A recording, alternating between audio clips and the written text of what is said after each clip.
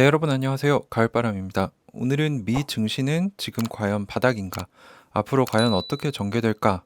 라는 주제를 가지고 과거 나스닥 차트를 복귀해 보면서 함께 공부하면서 예측을 한번 해보도록 하겠습니다. 이 사항은 제 개인적인 공부에 의해서 나온 결과이므로 참고만 하시기 바라고요. 매수매도 추천이 절대 아닙니다. 그래서 미 증시 3대 지수가 3일 연속 상승세를 보여줬습니다. 이 중에서도 우리의 최대 관심사인 나스닥 지수 같은 경우는 이번 조정장의 종가 기준으로 최대 손실률이 15.5%까지 떨어졌습니다. 이제 종가 말고 고가와 저가로 봤을 때는 거의 18%까지 도달을 했었고요. 꽤 큰 조정을 맞았었습니다. 근데 2022년 1월 27일부터 2월 1일까지 종가 기준으로는 거의 7% 가까이 올랐고요. 3일 연속으로 반등을 하면서 3일 연속 상승세를 보여줬고 이틀은 특히나 3%가 넘는 큰 변동성, 상방으로서의 변동성을 보여줬습니다. 그렇다면 우리 투자자들 입장에서 궁금한 거는 과연 바닥에 닿았고 상승하는 장이 다시 펼쳐질 것인가? 라는 질문이겠죠. 그래서 이에 대해서 한번 같이 공부해 보도록 할게요. 그래서 우선 현재 상황과 전문가들의 예측을 한번 살펴보겠습니다. 그래서 2월 2일 현재까지 분기 실적 발표 기업들의 약 80%가 예상치를 상회하는 좋은 실적들을 내놓고 있고요. 하지만 기업 이익은 전망치보다 평균 4% 정도 상회를 했습니다. 이것은 지난 4개 분기 평균치 16% 상회했던 것보다 좀 저조하고요. 이렇기 때문에 투자자들은 이미 기업의 실적들이 전처럼 이제 전에 나왔던 것들은 코로나 시기랑 이제 비교가 되기 때문에 기저효과 때문에 많이 나왔던 부분이 있었죠. 그래서 더 이상 우리가 예측했던 것보다 훨씬 더 높은 실적을 나오기는 어려울 것이다라는 거를 투자자들이 인지를 하고 있고요. 따라서 실적도 좋아야 되고 가이던스, 앞으로의 매출, 실적, 전망 모두 중요해야만 이제 주가가 유지되거나 부양될 수 있는 상황에 놓여 있습니다. 이에 대해서 월가의 유명한 투자 전략가이자 인디펜던트 스트래티지의 창업자인 데이비드 로치라는 사람은 약세장에 돌입할 가능성이 크다라고 경고를 했고요. 이제 또 대학 교수이자 유명한 투자자인 제르미 시걸은 S&P가 10% 이상 더 떨어질 수도 있지만 놀라지 마라. 그때가 기회다라고 이제 전문가들은 이제 중론적으로 한 10% 정도 그 이상의 약세장이 다시 한번 펼쳐질 수 있다라고 전망을 하고 있는 것 같습니다. 그러면 저는 어떻게 생각했는지 한번 같이 보시죠. 그래서 200일선을 하향했습니다. 현재 하향 돌파한 상황이죠.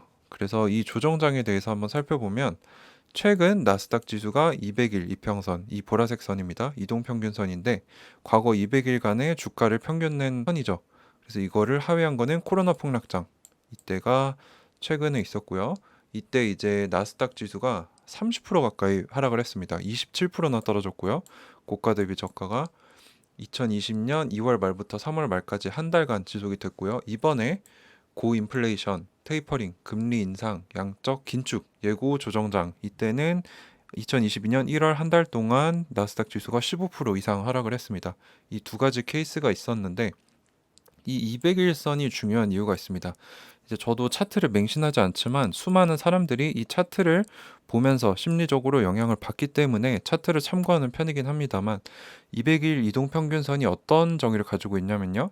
투자자들의 심리적 지지선으로 여겨집니다. 그래서 200일선이 깨질 경우에는 통상 마이너스 10에서 15%가 더 떨어진다라는 패턴이 있었습니다. 즉 200일선 아래로 주가가 떨어질 경우에는 역사적으로 추가 하락 가능성이 높았고 반대로 이를 상향 돌파할 경우에는 역사적으로 더 큰 상승 패턴을 보여줬다. 그래서 현재는 이 200일선을 하향 돌파한 다음에 아직 닿지 못했죠. 아마 이 정도 될 텐데 지금은 여기다. 아직 이 정도의 갭이 있어서 200일선을 아직 터치도 못했기 때문에 바닥을 다졌다라고 보기에는 시기상조로 보이고요. 현재는 15% 이상 하락을 한 후에 바닥을 찾고 있다라고 보시면 좋을 것 같습니다. 그 증거에 대해서 한번 같이 살펴보겠습니다. 그래서 코로나 폭락장, 지난번에 200일선을 하향 돌파했었던 그 조정장 때는 나스닥 지수가 어떻게 변동성을 가졌느냐를 보시면 이때 2020년 2월 20일에 시작을 했어요. 그래서 저는 종가 기준으로 변동성을 내봤는데 마이너스 3%, 마이너스 5%, 마이너스 3%, 3% 이렇게 마이너스 3%를 기준으로 또는 플러스 3%를 기준으로 이걸 넘어가면 하락이면 빨간색, 상승이면 초록색 이렇게 내봤습니다. 근데 보시면 하락도 많이 했지만 이건 기억하시겠지만 상승도 뭐 4%, 5%, 10%, 6%, 8% 가까이 이렇게 변동성 자체가 컸던 겁니다. 근데 하락으로 더 많이 떨어진 거죠. 그래서 떨어질 때 하염없이 떨어지기만 했던 게 아니고 중간중간에 기술적인 반등이 나와서 반등도 크게 나왔었다.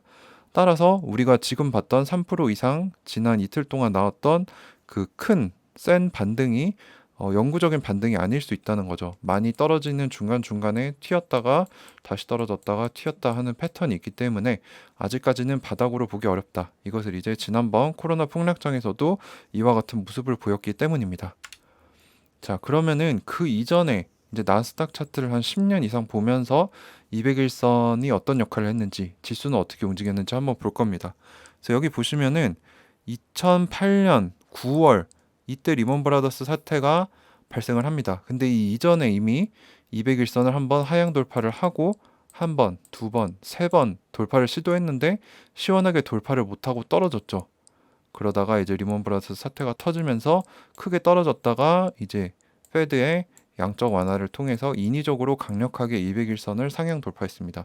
그래서 이렇게 약세장에 돌입을 했을 때는 200일선을 한 번에 뚫으면 좋지만 뚫지 못하면 다시 도전하고 또 뚫지 못하면 다시 도전하고 이런 패턴을 보인다는 겁니다. 근데 아직 우리는 200일선 위까지 올라오지 못한 상황이다. 그래서 바닥이라고 보기에는 아직 어렵다라는 증거를 낼 수 있고요.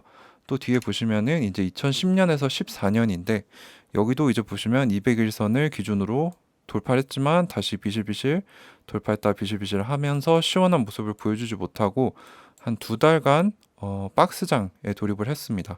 그리고 2011년 7월쯤입니다. 이때도 200일선을 하향 돌파한 다음에 올라갈까 말까 올라갈까 말까 하다가 시원하게 돌파를 하지 못하고 또 박스권 안에 두 달 넘게 돌입을 했는데 이렇게 나올 가능성이 좀 높다고 저는 생각을 하고 있습니다.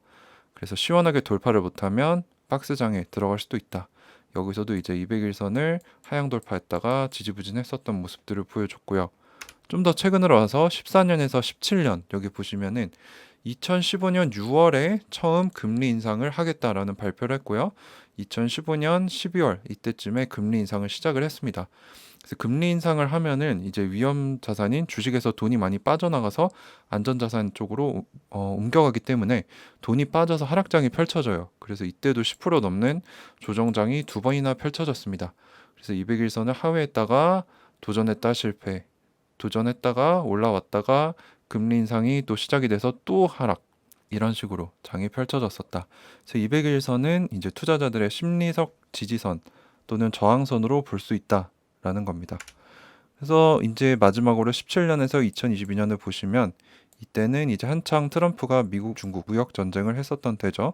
이때도 하향 돌파를 해서 쭉 빠졌다가 겨우 다시 올라왔고 코로나 폭락장 때도 200일선을 크게 빠졌다 올라왔고 현재도 200일선을 크게 빠졌다가 이제 다시 테스트하러 올라오고 있습니다. 200일선이 여기 정도 있는데 지금은 여기 있다. 네, 그래서 가을 바람은 어떻게 예상하고 있는가에 대해서 말씀을 드리겠습니다. 근데 말씀드리기 이전에 앞서서 저는 이제 해외 선물 대회에서 3등을 할 정도로 차트를 많이 봐왔고 차트를 볼 줄은 알지만 그때는 이제 트레이더였고 지금은 장기 투자자로 스탠스를 바꿨기 때문에 이거는 참고만 하셨으면 좋겠고요. 이제 월가의 전문가들도 틀리기 때문에 제 시나리오도 그냥 이 사람은 이렇게 생각하는구나 정도로 참고만 하셨으면 좋겠습니다. 그래서 제가 예측하는 거는요. 일단 세 가지 시나리오가 있습니다. 첫 번째는 이제 200일선이 이렇게 있으면 시원하게 상향 돌파하는 그림. 이거는 확률이 이제 10%가 안 되는 제일 어려운 케이스라고 생각이 되고요. 그 다음이 제가 한 70에서 80% 정도 일어날 법하다라고 생각하고 있는 케이스인데 아까 3월 달에 이제 금리 인상을 할 거다라고 이제 저희가 페드의 FOMC 결과로 들었는데 이때 0.5%를 할 것이냐라는 얘기가 어제 나왔는데 이건 안 할 것 같다라고 얘기를 했고요. 월가에서는 이제 0.25%를 할 것 같다라는 얘기가 많이 나오고 있고 아마 저도 이렇게 하지 않을까라고 생각을 하고 있습니다. 근데 아까 15년 12월에 금리 인상을 0.10%를 했는데 이때 마이너스 10% 이상의 하락장이 나왔어요. 그래서 저도 아마 3월까지는 지지부진하다가 이제 3월 달에 금리 인상 발표를 하면은 좀 어느 정도 하락장이 펼쳐졌다가 뭐 10% 이내에 하락장이 펼쳐졌다가 다시 이제 우상향하는 두 번째 시나리오 이거를 한 70에서 80% 정도 일어날 것이다 라고 생각을 합니다. 그래서 다시 한번 정리를 드리자면은 3월달 금리 인상이 확실해질 때까지는 이제 박스장을 하다가 금리 인상이 발표가 되면은 잠깐 하락을 10% 이내로 했다가 다시 우상향을 이어갈 것이다. 단기적으로는 박스권, 중기적으로는 단기 하락, 그 다음에 장기적으로는 다시 우상향 시나리오를 보고 있고요. 세 번째 시나리오는 이제 대세 하락장, 약세장인데 요거 역시 저는 10% 이하로 일어날 확률이 적다라고 생각을 합니다. 하지만 제 예상이 틀릴 수도 있는 이유 중에 하나가 이처럼 많은 달러 유동성이 풀리고 빠르게 흡수된 적이 없죠. 그래서 예상이 큰 의미가 없다고 생각을 합니다. 사실은 그 누구도 맞출 수 없는 장이고 예상을 한다고 수익이 커지는 것도 아니기 때문에 예측을 한다기보다는 생각은 해놓지만 여러분들 스스로 목표가를 세팅을 하셔서 그 목표가에 도달을 하면은 조금씩 내 여력이 되는 대로 조금씩 모아가면서 장기적인 우상향을 기다리는 것이 제일 좋지 않을까라고 생각을 하고 있고요. 미국은 세계 1등이기 때문에 지난 코로나 폭락장에 워렌 버핏이 남긴 유명한 말이 있죠. Never bet against America. 미국에 반대하는 베팅을 하지 말아라. 미국은 우상향한다. 라는 말을 남겼기 때문에 이런 데이터들은 참고만 하시고 우상향에 베팅을 하시고 꾸준히 목표가를 세팅하셔서 자산을 모아가는 자산가 마인드로 임하시면 큰 수익을 거두실 수 있을 것이라고 믿고 있습니다. 그래서 제가 이전 영상에서 이제 테이퍼링, 금리 인상, 양적 긴축이 나올 경우 지난번에는 어떻게 됐었는가? 이제 리먼 브라더스 사태 때부터 최근 2018년, 2019년까지 살펴봤었는데 그때는 그 영상이 나왔을 시기에는 테이퍼링 시작을 나왔기 때문에 2단계였는데 지금은 이제 금리 인상을 발표를 했고 곧 시작을 앞두고 있기 때문에 여기 장이라고 볼 수 있습니다. 그래서 지금 한번 떨어졌는데 아마 금리 인상이 2022년 3월에 발표가 되면 다시 한번 떨어졌다가 다시 올라갈 것이다. 이때는 뭐 양적 긴축 얘기가 나오더라도 선반영이라서 다시 올라갈 것이다. 이 패턴이 반복될 것이다 라는 것이 저의 개인적인 예상입니다. 네, 그래서 오늘은 미 증시는 지금 바닥인가? 제 답은 아니다. 지금은 일시적인 반등일 뿐이지 바닥이라고 보기에는 시기상조다라고 생각을 하고요.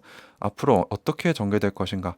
3월까지는 박스권을 타다가 금리 인상 나오면 한번 떨어졌다가 다시 양적 긴축이 나와도 우상향, 장기적으로 우상향하는 장이 펼쳐질 것이다. 라고 제 예측을 한번 말씀을 드렸습니다. 그래서 이것은 이제 과거 나스닥 차트를 복귀하면서 제가 말씀을 드린 거고요. 제 개인적인 의견이기 때문에 참고만 하셨으면 좋겠고 매수 매도 추천이 아니고요. 그러한 투자 고민과 결과는 투자자분 스스로 고민해 보시고 지셔야 함을 알려드립니다. 네, 오늘도 끝까지 시청해 주셔서 감사드립니다. 가을바람이었습니다.